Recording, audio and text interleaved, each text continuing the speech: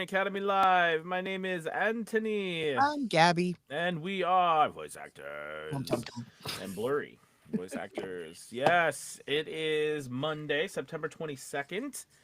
That's crazy. This September it's already gone. We went to Hollow Scream this weekend. Oh, So I took my daughter and my wife and I went, and it was a lot of fun. Because they wear Busch Gardens. They've got everything yeah. set up all like Halloween, so that's cool. And they Love jump out it. and scare you, and there's haunted houses and all kinds of. Whole park is decorated. They do another really good one for they call it Christmas Town, and the whole thing is just decked out in Christmas lights and it's really amazing. It's really beautiful. So, Yeah. anyways, lots of fun, Yeah. lots of walking, just good training. Got your steps in. Oh yeah, yeah. So that's pretty cool. But anyways, if you are new or just joining us, make sure you hit that like and subscribe button and hit that like button.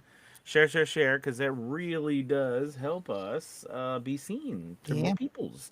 And don't forget to hit that bell notification and hit all so that you get notified. Because if you don't, it might show up sometimes, but it doesn't. It might show up in your feed, but you have to hit that bell. So any Hoosers, well, Gabby, it is good to see you. It's good to see you. What are we chatting it up today about? So, as we get towards the end of this week, I mean, it might be next week, but we're gonna keep our fingers crossed. As we get towards the end of this week, we have a big announcement. So, in preparation for that, as we move towards that, we're gonna talk all about demos this week. What demos should be, what they shouldn't be, how they're created. I mean, Oh, the mystery. The oh, mystery, Gabby. The so much to mystery of explore. what the announcement is. I know. I know. We're talking about demos. So demos. Mhm. Let's talk about demos. Where do you want to start? Well, I think I don't know. I mean, start a good place to always start is at the beginning. So one thing I think is always is always asked is first off, when do I need a demo? Mhm. You know what I mean? What type of demo should I get first? Mhm. And should I do it myself or should I hire a professional? I think those are really good beginning type of questions because Yeah. we could also go the other route and talk about what's in a what are in the demo, what makes up a good demo, what are different types Mhm. types of demos. And I think So many and things also we're gonna that big question, does a demo, how much even today does your demo really play a part in you getting work? Yeah.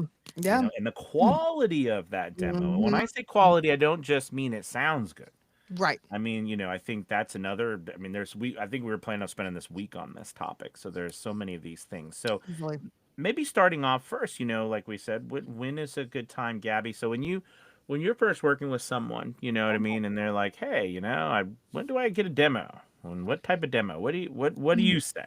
I think the big answer to that question is that we really, really, really want to look at how skilled is this person in their ability to audition on their own, to um, create character on their own, to assess a script on their own. And really, are they at a point where not having a demo is creating a barrier? And is it creating a holdback where they're they're not progressing further because they just don't have that all important tool to help promote them and to help get themselves out there and to get consideration for jobs? Yeah. Yeah, Mm. yeah, I totally agree with that. I think so for me. Um, Looking back on my story, we could even talk about when we got our first demos and Mm. what we did. I'll I'll never forget when I first started. I didn't know anything, so I do what all of us do. I watch YouTube videos, and I saw some people talking about all the different people who do demos, and Yep. I reached out to a particular person. It was not you, Gabby, so don't worry about Yeah. that. But that person sent me back a message said, and because they, usually when you're looking to get into demos, as we all do, we want to verify that, one, your audio is good enough to be, Mhm. at this moment to be used for demo. Because what we don't want to do is, you know, put the time, effort, the financial commitment into it, and then, it not present you in a good light, so the quality has to be there. And your acting is another part of this. Are you ready, to, because it's an investment. So are you ready to Mhm. invest in that with your acting? Anyway, so this person messaged back and said, hey, thank you. I think you got some talent, but I don't think you're quite ready yet for Mhm. this. We recommend you get some coaching. Okay. And, that sent me down a path, I think, that got me into learning so much more about the craft and what I was doing. And, of course, ended up me becoming an engineer of my own, but that's a Mhm. different Mhm. story. But the point is that, you, those sort of things in the beginning are very important before you go and just get a demo Yeah. to have someone help you look at your audio quality. Is your does that person that you might be working with think you're ready acting wise? Mhm. Do you know what I mean? Now, Gabby, what do you think the challenge is? Here's something that I think really will chap our backside. Yeah. Is there comes a point, though, however, where you might have a differing opinion, or you might be someone who's like, well, that's all well and good, but so I'm just going to sit here and wait for a year before I put anything together. So that's a challenge, right? You know what I mean? Like, when do you say enough is enough? I'm just going to do it anyways. I need to move Mhm. forward. This murky water we're getting into a little bit. But, I Yeah. mean, but the reality is, I know for me, there comes a point where you as a business owner, and Gabby probably, I'm not putting words in your mouth, Gabby, but I'll shut up in a second. But I mean, me as a business owner, eventually, you still have to make your own decisions as a Yeah. business owner. What do you think? Yeah, definitely. I think it's such a funny thing because everyone's goals, everyone's reason for making a demo, it's unique and it's individual. So often when we receive input on whether or not we're ready to make a demo, it's through the lens of the person who's giving that information. And it might not be through your objectives, it might be through theirs, right? So if I send, for instance, right, a corporate narration demo to someone who deals almost exclusively in promo work, that person is going to tell me, oh, you're not ready for a demo. But they're basing that on, again, their particular expertise or their area of Mm, knowledge. Because by that metric, I hate to say this, but there's truth in this, right? By that metric, no one presenting a corporate demo would ever be ready for promo because the skill sets are so right. phenomenally different. Yes. So Yes. that's a big thing that you have to take in mind. Like it's like anything else. There's the grain of salt factor, there's the take what you need, leave what you don't. Mm-hmm. You have to really look at, again, who is this person whose advice I'm seeking and why, and does it actually align with mine? Just because they're a big muckety muck and voiceover, or they have it doesn't mean anything if your goals are not in alignment. Mm, So mm, that's another thing to consider, right? Like, so if somebody comes to me and they're like, hey, I want to make my first commercial demo, and I'm like, okay, cool.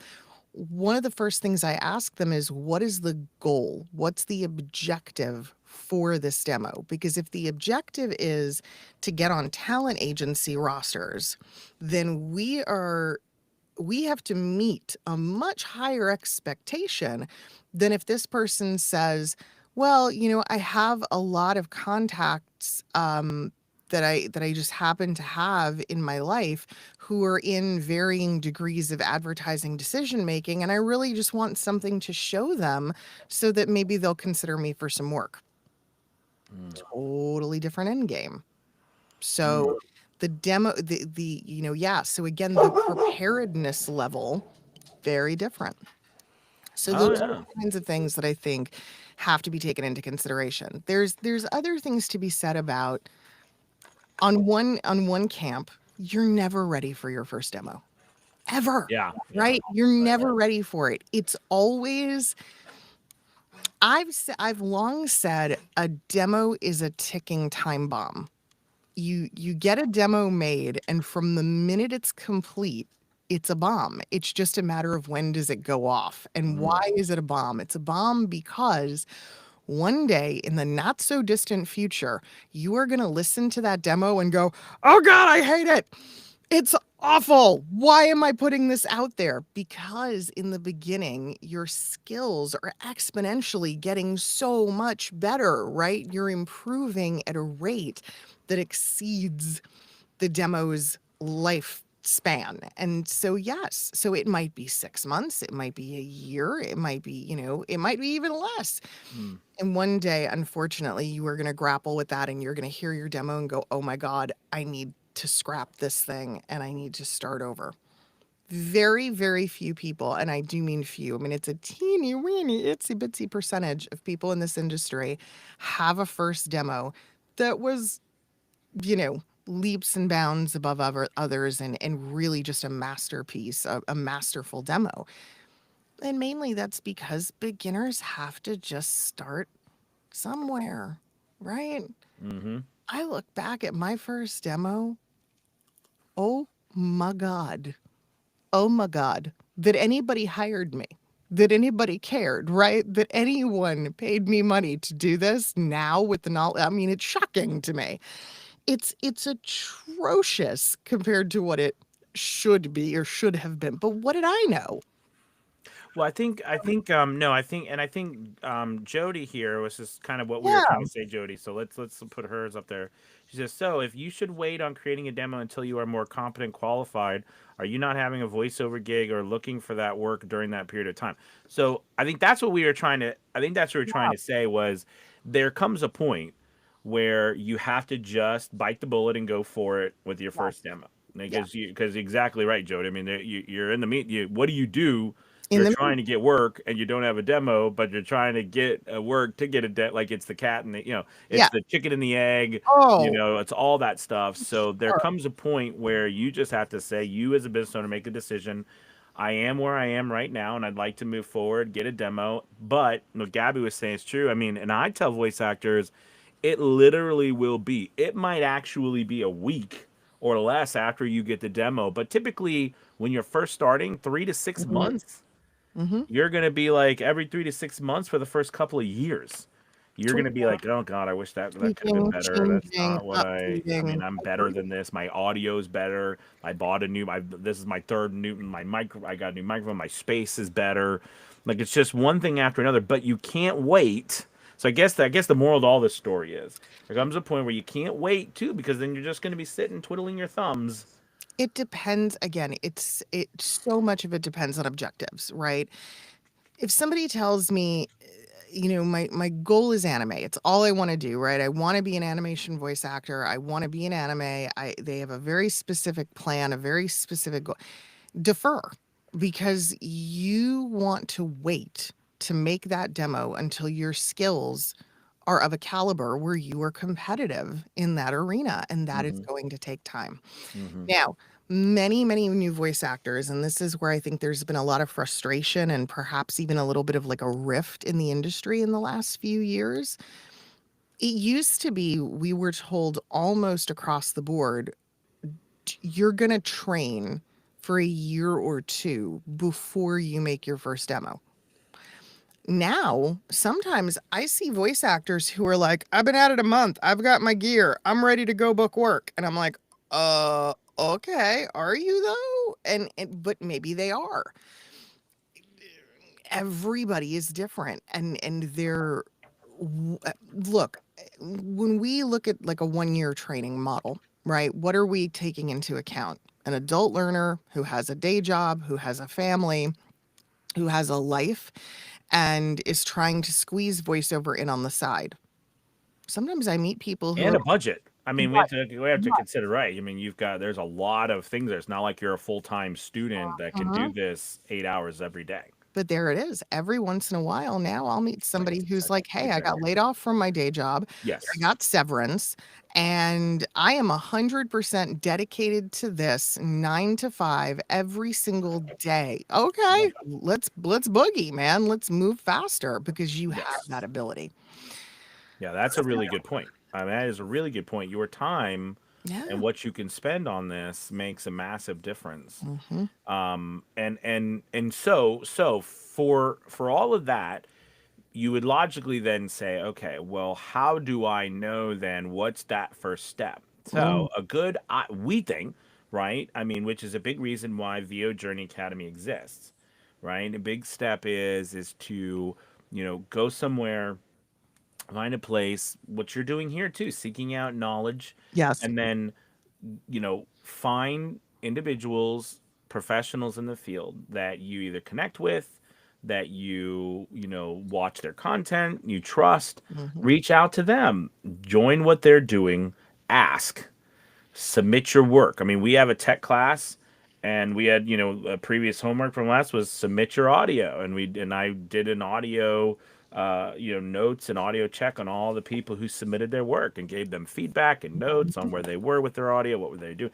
That was just the audio part. Yeah. Then we have all the acting and all the different, so that helps a lot, because I made that joke. I can't remember, it wasn't a joke, it was real, but it was a couple weeks ago. I know I told a story about when I first started.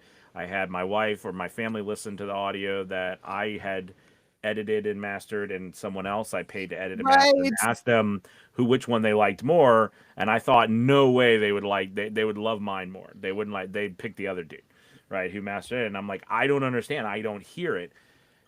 Because right when I was starting, I just didn't know what I was listening for, what I was doing. So, you don't know what you don't know when you start, No. you know? Let me No. tell you, one of the things, one of the I guess whatever you I don't know. Was it a mistake? I don't know. I don't know. But early on in my career.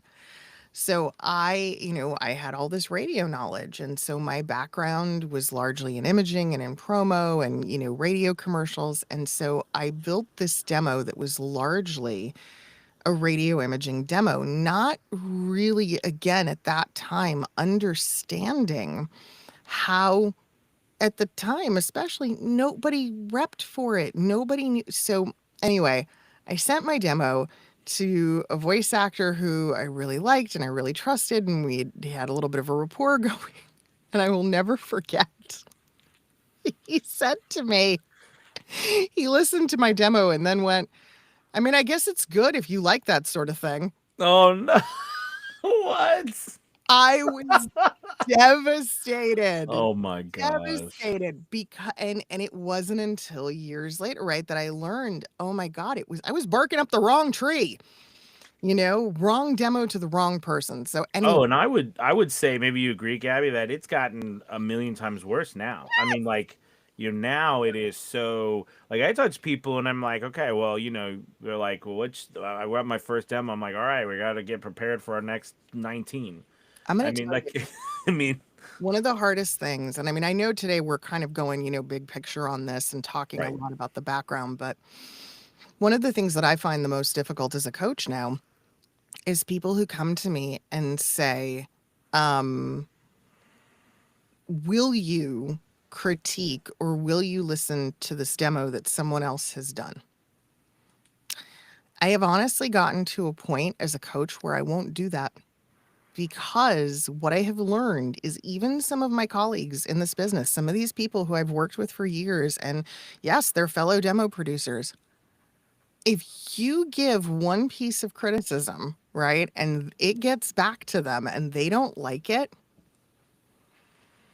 Mm, everybody's ego is so fragile. mm. So fragile that you can't just go, "Yeah, I wouldn't have made that choice," or, "I might have gone about that piece differently," or, whatever it is, they think it's like a personal attack on their character. And so a lot of times now when people are like, "Will you listen to this demo?" I'm like, "No, Mm. I honestly, I won't critique someone else's work because it has created too many problems." So it's tough out there, kids. It really is. It really is. But No, absolutely. your business, you know what your objectives are. hopefully. And that's what you have to base those decisions on. John just asked a question. How quickly do teachers or former teachers enter the voiceover profession? Meaning, like, you're an educator and you want to know how quickly an educator can become a voice actor? Um, I don't have a metric on that.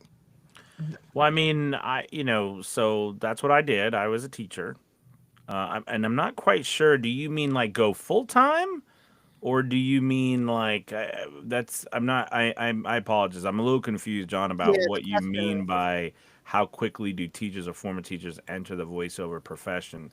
I mean, you could, philosophically answer that question about, are you feeling like you're not, Oh, Anthony. getting your work? Yeah, I don't.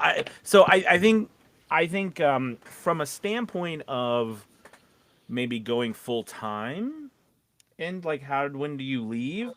Uh, I was until previous labor government caused job losses. Mm. Okay, I think so. Okay, I I guess Here's you. I don't here's know. what I can say on that. This is, I think, I don't know. I don't know if he'll answer it or not, but maybe it'll help.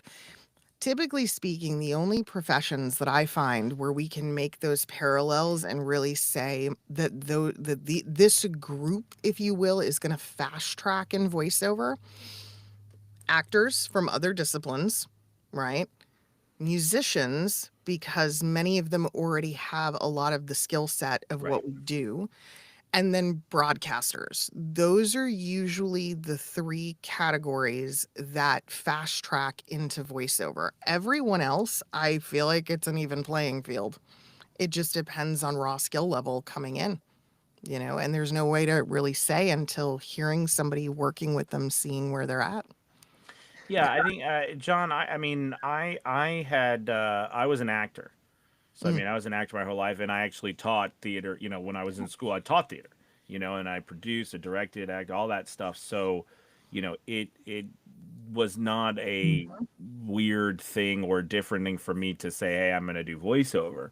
Do you know what I mean? mm. So, but then for me to go full time, it was a personal decision. I decided I was going to have X amount of ducks in a row, X amount of money coming in, et cetera, before I decided. So, I'm supposing that's Jody has a really great question that I think we can clarify some potential confusion for people on. So Jody, it's a really, really good question, but I think what you're missing is that no, we're only meant to replicate the sound of the performance. We are not meant to replicate the production quality. We are not meant to replicate the music, the sound effects, the sound design, the other elements that go into a demo. That's someone else's job. That's a producer's job. And so and typically, this point gets muddled, mhm, I think it muddied does. up a lot. It Some does. You're right. confusion here. Mhm. Typically speaking, the reason you get a demo produced elsewhere is better quality scripts, a more customized approach, right? It's somebody who's really taking the time to get to know you and to help market your specific voice, or at least that's what it should be. That's the ideal, right? And then production that really does everything possible to enhance as opposed to distract from the voice and make your performance sing. So Mhm. it's the same way a musical artist, right, goes into a studio and they have a producer. Now, when they're on stage, are they not replicating the performance? Sure. But it's the producer whose job it is to make it the best that it can be for that particular composition. So, So yes, so I think, and just to piggyback off that, the part that it will exactly what Gab said, and the sound quality, yes, that is vitally important mhm, of just the quality of your recording. yes. That's what gets muddied up. And I used to say it all the time too, that you needed to be able to produce a quality sound in your studio as opposed, because I've coached a lot of people now, and the reality is because they had gotten years and years ago, they'd gone to a studio Yeah. and they had recorded everything in the studio, but then they're recording their sound quality at their home studio now because the studios no longer exist and Mhm. they're, was completely different. So then they would use that, and then clients would be like, I don't understand, why does this sound one way and your quality sounds this way, right? So that's the quality that you should be able to produce. But unless you are and I tell this to my students or people in VO Journey all the time, unless you are going into the business of audio, like the production of the music, the Yeah. effects, video, right? That's not really your. Now we can, but that's not your job. Mhm. I mean, in the Mhm. end, our job is to hand over a quality piece of audio of our voice recording. That's Mhm. what we're doing, right? We're not handing over effects, sound effects. I mean, again, you can if you want to and build a side business off of that, Right. but that's not typically what we do. Right. Um, So I say we pick up this conversation tomorrow and we will talk more about demo production. We will talk about scripting. We will talk about marketing choice. We'll talk about, I mean, this is going to be our whole week. I can guarantee that. Yeah. Absolutely. And I think is VOJ going to offer demo production services? Who knows? But Jason, maybe, maybe. All right, you guys, thank you so much. We'll leave it at that. You have a wonderful day. Talk to you all later. Goodbye. Yeah. Goodbye.